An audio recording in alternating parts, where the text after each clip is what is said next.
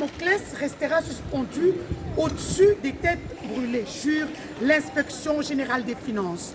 On en connaît encore de ces Kissler, pensant que l'IGF finira par baisser un pavillon suite à l'usure du temps.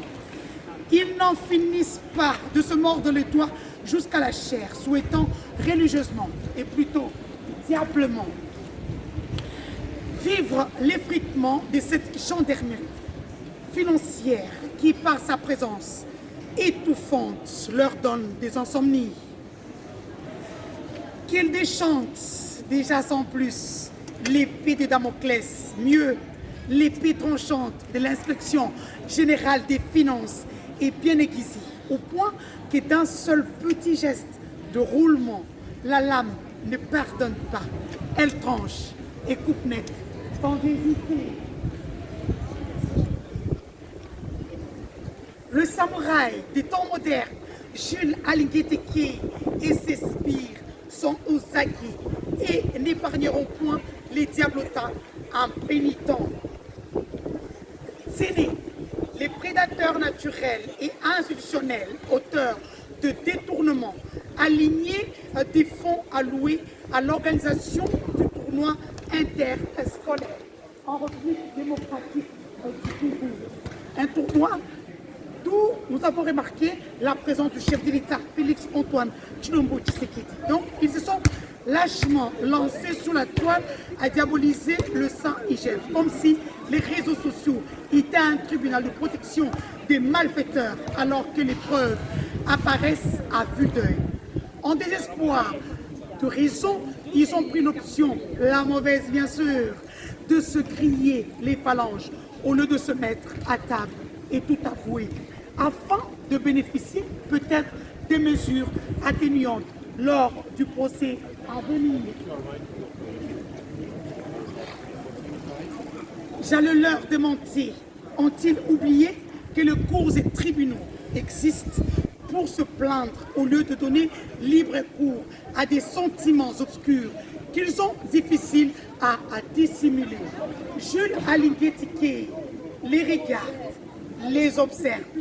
Le regard sans impression mais droit comme le pilon dans un mortier. Et derrière ce regard sans expression, un message ultime. Arrêtez de saigner les caisses du trésor public et je vous laisserai vivre votre vie sans égratignure.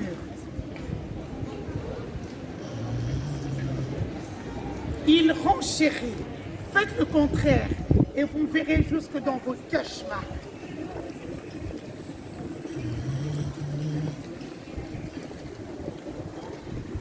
Allons droit au but. La République démocratique du Congo a organisé le premier tournoi interscolaire de football garçons et filles qu'elle a gagné chez les messieurs alors que chez les dames, c'est le Maroc qui l'a emporté. La RDC était deuxième.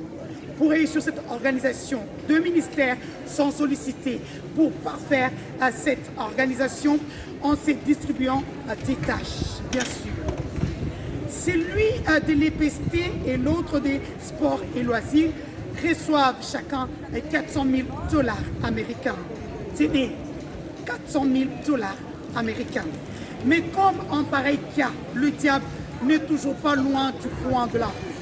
Des rumeurs de présumés détournements de fonds remontent comme une fumée noire vers le ciel pour éveiller la curiosité de l'inspection générale des finances qui n'a pas hésité d'y envoyer ses mousquetaires. Tripotage à gauche, à droite, pour aboutir à la sale conclusion. Les gens se sont servis sur le dos de l'État. Les inspecteurs généraux des finances ont découvert la confusion entretenue autour de 120 000 $ à payer à la société congolaise Transco pour la location de bus. Cette entreprise de transport en commun reconnaît avoir perçu 16 000 $. Entendez bien, 16 000 $ américains. Même constat auprès du fournisseur imprimeur des tricots portés par les élèves lors de la finale Gradeco se trouvant aux galeries présentielles. Là, les agents de l'EPST auraient multiplié la facture par 10, preuve à l'appui. La flagrance étant confirmée et le dossier transféré auprès des instances judiciaires. Comme on le voit, la lutte est longue et l'inspecteur général des finances, Jules Alingueteke, n'a pas l'intention d'abdiquer devant ces gens qui n'ont ni honte ni vergogne pour voler l'État congolais. Les choses ont changé. Autre temps, autre mœurs. Laissons à la justice faire son travail. Suivez ce reportage de l'équipe de communication de l'inspection générale des finances. C'est en République démocratique du Congo et je reviens juste après.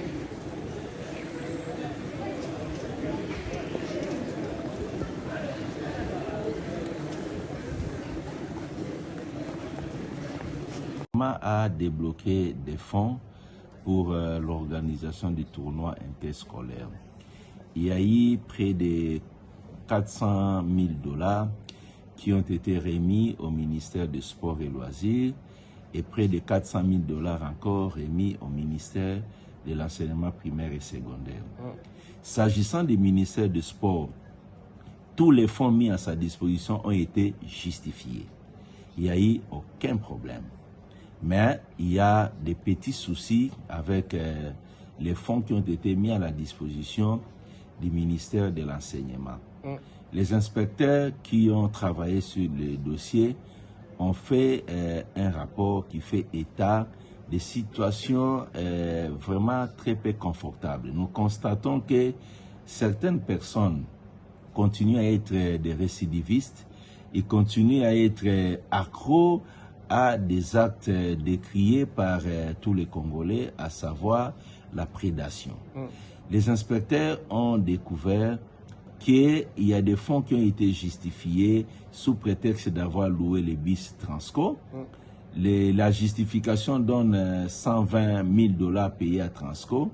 Quand on a écrit à Transco, Transco répondra qu'elle n'a reçu que 16 000 $. Donc il y a eu traficotage de la facture remise par Transco. Il en est de même d'un fournisseur auprès de qui ils sont allés imprimer des tricots pour que les élèves puissent mettre afin d'aller au stade pour les finales. Là aussi, le fournisseur a décrié les comportements des agents du ministère de l'EPST qui ont multiplié la facture par 10.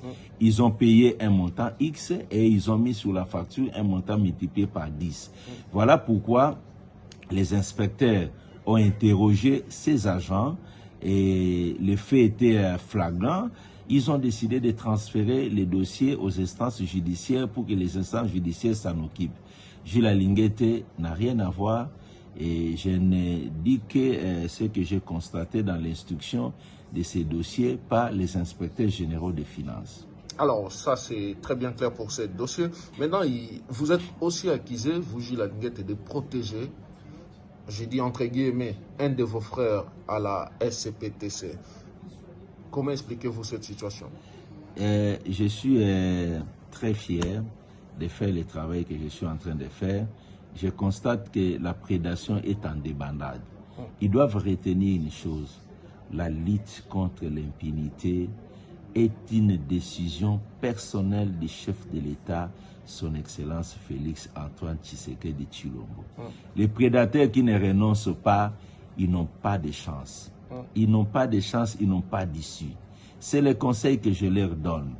S'agissant du dossier Poster, vous serez surpris d'apprendre que l'inspection générale des finances a déjà traduit la direction générale de cette entreprise à la justice auprès du parquet général près la cour d'appel Gombe depuis le 17 décembre 2021. Donc il y a 2 mois. Les gens peuvent aller vérifier. Nous avions déjà transmis les rapports au parquet pour que le parquet puisse procéder à l'interpellation de toutes les personnes concernées dans ces dossiers, y compris les messieurs que vous êtes en train de parler. Donc, à tous ces journalistes, verrez, qui tremblent devant les billets de dollars qu'on leur donne, je leur dis un coup d'épée dans l'eau. Jules Alinguette reste imperturbable dans le travail lui confié par le président de la République et nous ne faillirons pas.